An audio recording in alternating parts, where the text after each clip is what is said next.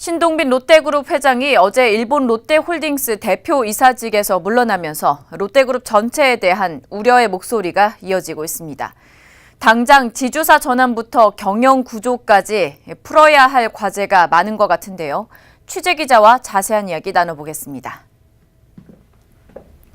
네, 박계미 기자, 신 회장의 사임 이후 가장 많은 우려가 일본의 경영 간섭, 그러니까 즉 한국 롯데가 일본에 종속될 수 있다, 이러한 건데 실제로 어떻습니까? 네, 말씀대로 재계에서 신 회장의 경영 공백에 이어 일본 롯데홀딩스 사임으로 일본인 전문 경영자들이 일본 롯데를 장악할 수 있다는 우려까지 제기되고 있는데요.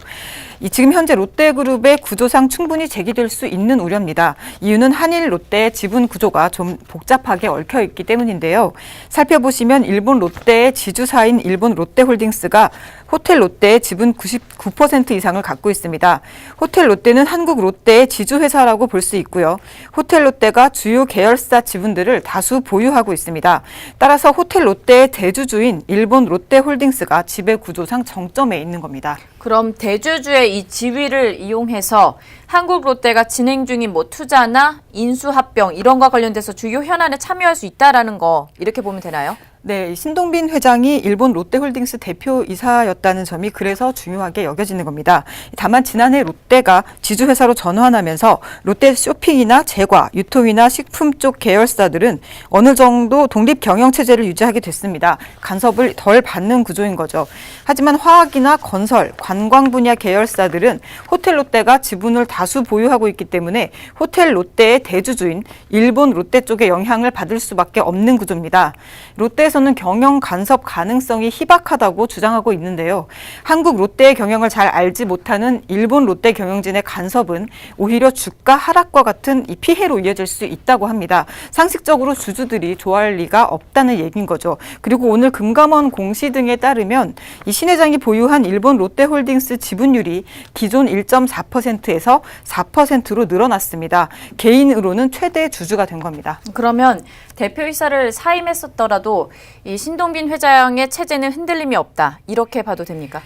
네, 신동빈 회장에게 표를 던졌던 일본 롯데홀딩스 주주들은 여전히 신 회장에게 우호적인 것으로 나타났습니다. 이 롯데 관계자에 따르면 신 회장의 사임은 말 그대로 책임지는 모습을 보이기 위한 관행에 따른 것일 뿐이라는 겁니다.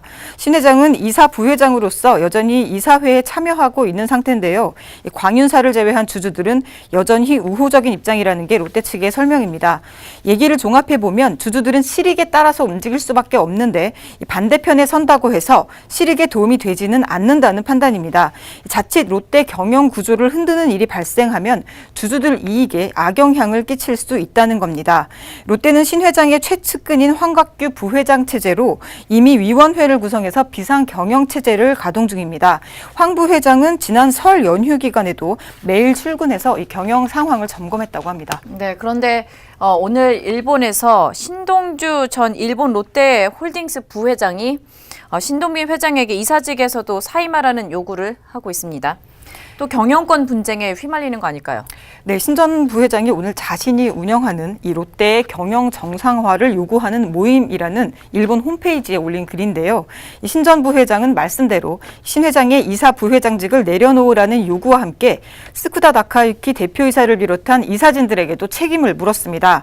그러면서 자신과 광윤사가 기업 지배구조 쇄신과 롯데의 경영 정상화에 모든 방법을 동원하겠다, 이렇게 밝히기도 했습니다. 신 전 부회장이 임시 주총을 소집해서 경영권 복귀를 시도할 가능성도 점쳐지고 있는데요. 이 롯데 관계자는 신 전 부회장의 경우 이미 일본 롯데홀딩스 이사회로부터 한번 신임을 잃은 인물이고 신 회장이 아직 주주들의 지지를 얻고 있는 만큼 이 롯데홀딩스 부회장으로 복귀할 가능성은 낮다고 말했습니다. 근데 사실 롯데 같은 경우에는 주요 사업장이 국내에 좀 많이 있잖아요. 그래서 신 회장이 일본과의 고리를 좀 끊기 위해서 지배구조 개선을 해왔었던 것인데 차질이 좀 있다, 이렇게 보이는데요. 네, 구조적으로는 일본의 그 간섭 가능성이 좀 있습니다. 네. 하지만 우려만큼은 아닐 것이라는 시각이 지배적입니다. 앞서 말씀드린 대로 국내 사업장에 대한 일본 경영진의 간섭은 주주들의 실익에 별 도움이 안 된다는 점을 주목할 필요가 있습니다. 그렇다고 하더라도 롯데 입장에서 신동빈 회장이 한일 양국을 오가면서 준비했던 호텔 롯데 상장 자체가 기약 없이 연기되고 있다는 점은 좀 뼈아픈 점입니다. 다만 황갑규 부회장을 중심으로 예정된 지배구조 개편 작업을 차질 없이 추진한다는 게 롯데 측의 입장입니다. 당장 27일 임시주총을 앞두고 있는데요. 6개 계열사의 흡수 합병안이 상정될 예정입니다. 신 회장의 구속과 롯데홀딩스 사임이 이 안건 통과에 어떤 영향을 미칠지는 아직 미지수입니다.